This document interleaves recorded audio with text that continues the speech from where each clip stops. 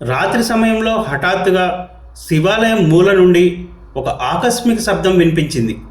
రవి, సూర్య ఇద్దరూ ఆ శబ్దం వైపు తిరిగి చూశారు. అక్కడ ఎవరూ కనిపించకపోయేసరికి ఇక్కడ ఎవరైనా ఉన్నారా అని రవి గట్టిగా అరిచాడు. కానీ ఏ సమాధానం రాలేదు. రవి, సూర్య ఇద్దరూ శబ్దం వచ్చిన వైపు వెళ్ళారు. అక్కడ చీకటిగా ఉంది, కానీ ఒక పచ్చని లైటు కాంతితో వెలుగుతూ ఉంది. ఆ వెలుగులో పాత పూజా సామాన్లు మరియు గోడలపై ఉన్న పాత చిత్రాలు కనిపించాయి. రవి, సూర్య ఆ గదిలోకి అడుగుపెట్టగానే ఒక మృదువైన స్వరం వినిపించింది. ఎవరు మీరు? ఇక్కడికి ఎందుకు వచ్చారు అని ఆ స్వరం ప్రశ్నించింది. రవి, సూర్య 2 అడుగులు వెనక్కి వెళ్ళి ఆ స్వరం వచ్చిన వైపు చూస్తే ఒక శ్వేతవర్ణంలో పూజారి రూపంలో ఉన్న దెయ్యం కనిపించింది. నేను పూజారి వెంకటేశం అని ఆ దెయ్యం చెప్పింది. రవి ధైర్యం చేసి, నేను ఈ గ్రామానికి కొత్తగా వచ్చాను, ఈ కథలో నిజం తెలుసుకోవాలని వచ్చాను అని చెప్పాడు. పూజారి వెంకటేశం ముఖంలో బాధ కనిపించింది. నేను ఈ శివాలయ పూజారి వెంకటేశం. నా జీవితంలో ఈ శివాలయంలో ఉన్న శివలింగాన్ని ఎంతో ప్రేమతో పూజించాను. కానీ ఒక రాత్రి ఈ శివాలయం లోపలే మరణించాను. అప్పటి నుంచి నా ఆత్మ ఇక్కడే బంధించబడింది. నా మరణానికి కారణమైన పరిహారం చేయాలి అని చెప్పాడు. రవి, సూర్య ఆ మాటలు విని ఆ పాపాలకు పరిహారం చేసేందుకు ప్రయత్నం చేయాలని నిర్ణయించుకున్నారు. పూజారి వెంకటేశం ఆత్మ శాంతింపజేయాలంటే అతని పాపాలకు పరిహారం చేయడమే తప్పనిసరి అని గ్రహించారు. రవి మరియు సూర్య ధైర్యంగా పూజారి వెంకటేశం ఆత్మ చెప్పిన విషయాలను నిశితంగా విన్నారు. వాతావరణం చాలా చల్లగా మారింది.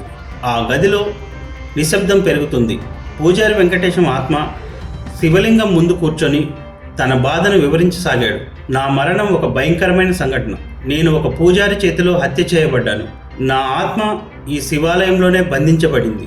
నా ఆత్మకు శాంతి కలగాలంటే నా మరణానికి కారణమైన పాపాలను పరిహరించబడాలి అని వెంకటేశం చెప్పాడు.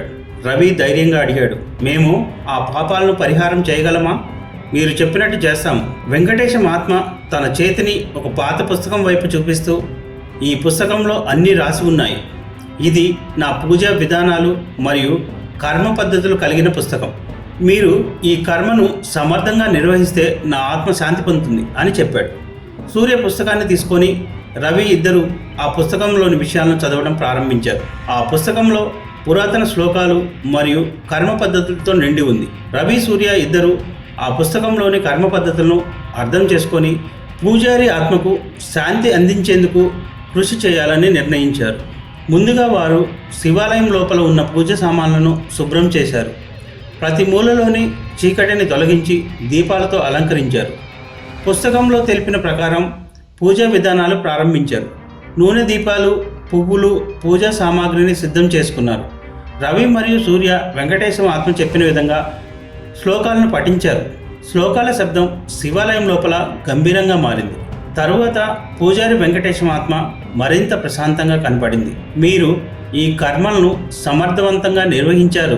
నా ఆత్మకు శాంతి పొందే సమయం వచ్చింది అని వెంకటేశం సంతోషంగా చెప్పాడు. ఆ క్షణంలో వెంకటేశం ఆత్మ ఒక ప్రశాంతమైన కాంతిలాగా మారి ఆ కాంతి శివాలయం నుండి వెలుపలకు వెళ్ళిపోయింది. రవి మరియు సూర్య పూజారి వెంకటేశం ఆత్మను విముక్తి చేయగలిగామని సంతోషించారు. రవి మరియు సూర్య చేసిన ధైర్యం మరియు వారి సమర్థత వల్ల పూజారి వెంకటేశం ఆత్మ శాంతి పొందింది. వేములవాడ గ్రామంలో ఈ కథ చాలా ప్రాముఖ్యత పొందింది. శివాలయం మళ్ళీ పూజలకు వచ్చే భక్తులతో కిటకిటలాడింది. వేములవాడ గ్రామస్తులు రవి మరియు సూర్యకి అభినందన తెలియజేశారు.